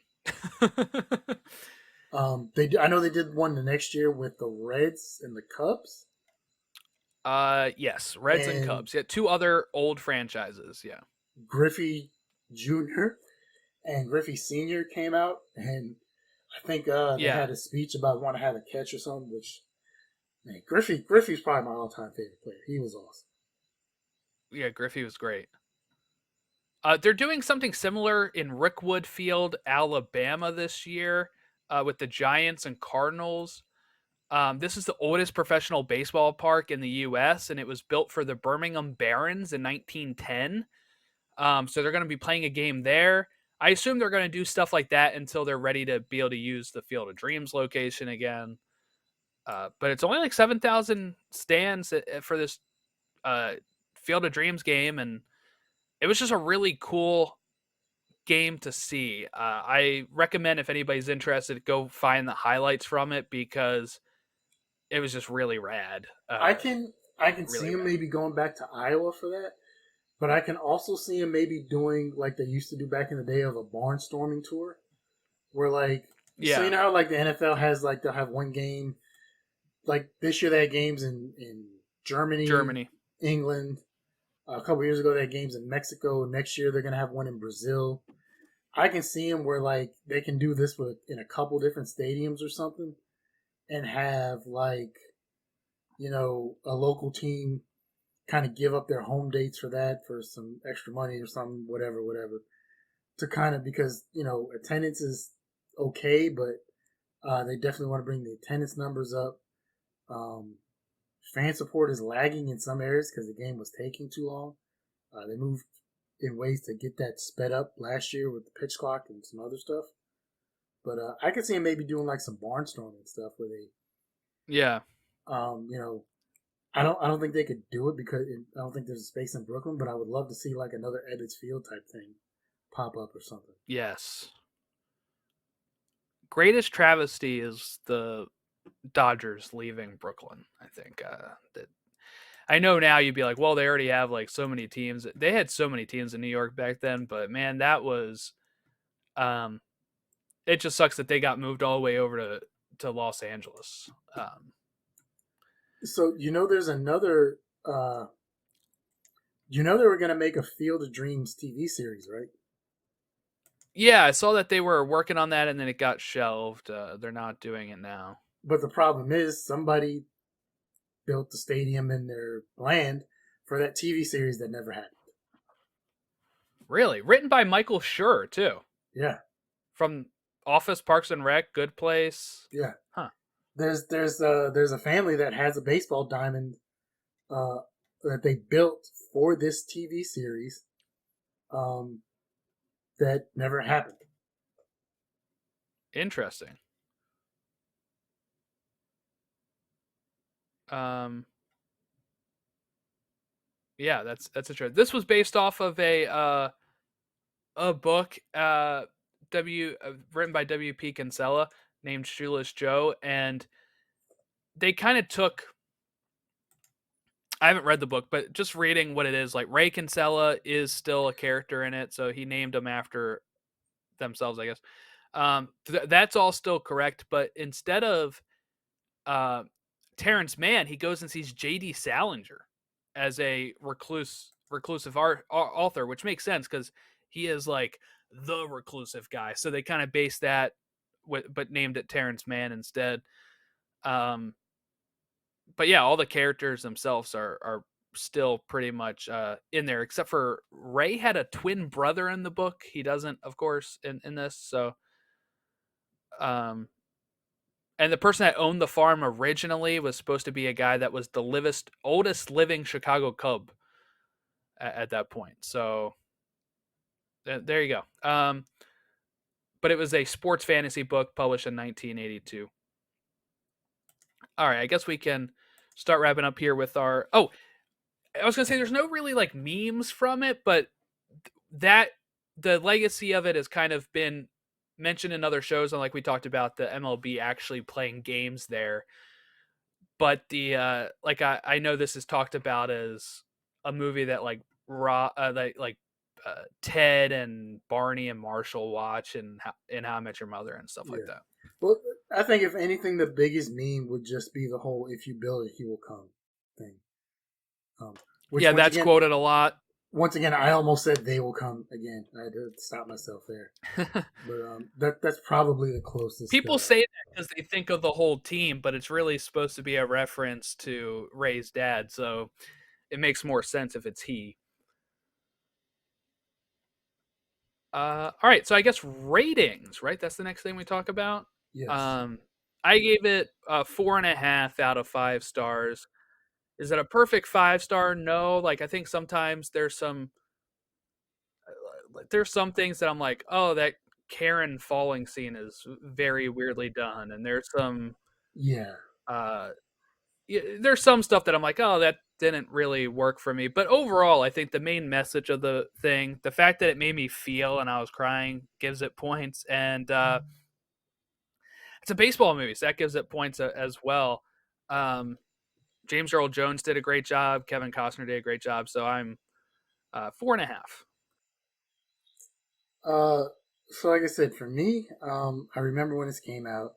I was a kid, so the baseball aspect interested me. But then when you realize there's not a lot of baseball in the movie, and like I said, this kind of was more of an old man movie, which I'm now an old man, so um, I could give this a 4 stars. I wouldn't. I could go 4. The biggest issues for me were the fact, like I said, the marketing for the movie and what you believe the story is about is not what the story is really about. Um, which I kind of get because if you try and put it out there of what the story really is about, uh, might be a little too confusing and you might not really get a lot of people interested in that. But it just, basically the movie's about a father and son playing one last game of catch.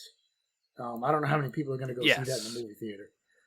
Um, but it was, like I said, I didn't know there was a buddy road trip in a beat up Volkswagen van, like with old grumpy James Earl Jones in it. Yeah. But Yeah, I kind of forgot the whole Boston thing. It happens. Yeah. so I go 4 stars. All right, not bad, not bad. What are we watching next week All or right. next time? Sorry. So today, the day we are recording this, is the day of the Academy Awards tonight. I haven't really seen any of the movies that are up for any of the Academy Awards, but good luck to everybody who's involved. Um, but we will go to we'll get to a film of one of the directors who is up for an Academy Award this year. We're going to go to the work of Christopher Nolan. We're going to go to 2014 and watch Interstellar,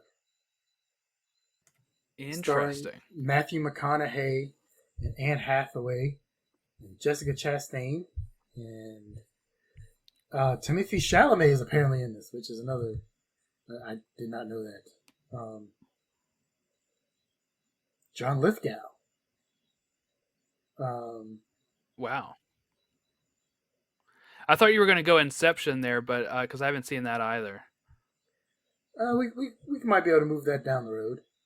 Um, but All right, so this like is on this is streaming in 2 places, I believe. Prime and Paramount. Yeah. Yeah, So Prime and Paramount. as of the day of the Academy Awards, as of this recording, it's streaming 2 separate places.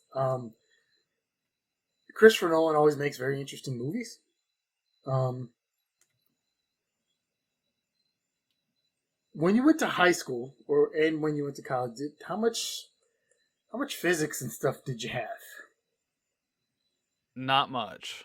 Okay, a high school I went to a vocational high school. So the way it was set up was, we had an exploratory period for like the first quarter of the school, and we went through different trades. So we would go to academic classes one week, and then we would go to our shop for a whole week the next week, and Mm.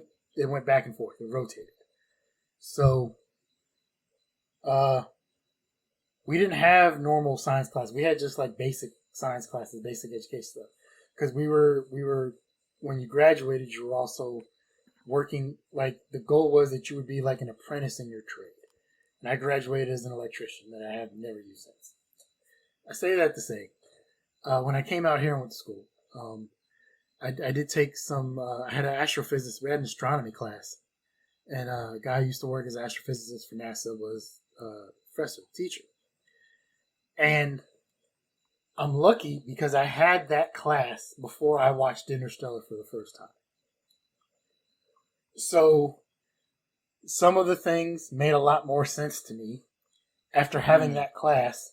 Like it was really fresh. Like I'm talking like I watched it within like a couple of months of actually having that class. So it was kind of really fresh of me being able to understand time dilation, some other stuff, and some things that actually happen in the movie that kind of make a lot more sense. And they aren't necessarily just science fiction stuff that people just decided to make up. Kind of like how we talked Right. with Loki, some other stuff we weren't necessarily sure. Yeah, yeah. There's some real actual like math and science that are in this. Like they don't give you Yeah, I math. think you brought it up when we were doing our Loki Yeah, recaps. like they're not going to throw like the math out there for you, right? For you to like figure it out. Right. But there are some things like the math, and it is listed as possibly the best depiction of what they believe a black hole looks like. Um, Mm. Did he go to real space and get a real? I know that's how he is sometimes. So I'm like, did he go to a real black hole? I think if he would have had a chance, he probably Christopher Nolan, he probably would have.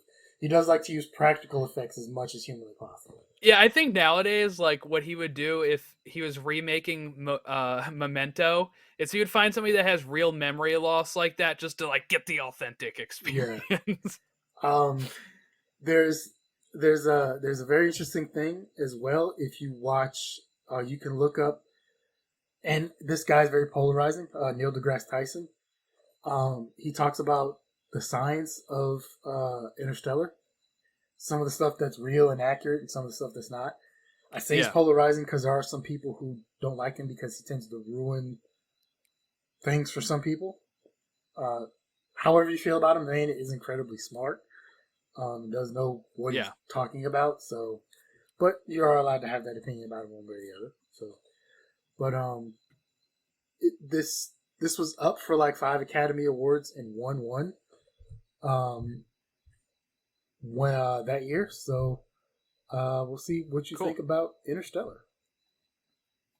All right. Again, that's on Prime and Paramount Plus. All right, so you can reach us at all the social media links in the section below or on the show notes if you're listening to the audio podcast. You can also rate and review us on Apple Podcasts and Spotify, and you can like and subscribe to us here on the YouTube channel as well. Have a great rest of your week. We will catch you next time when we talk Interstellar.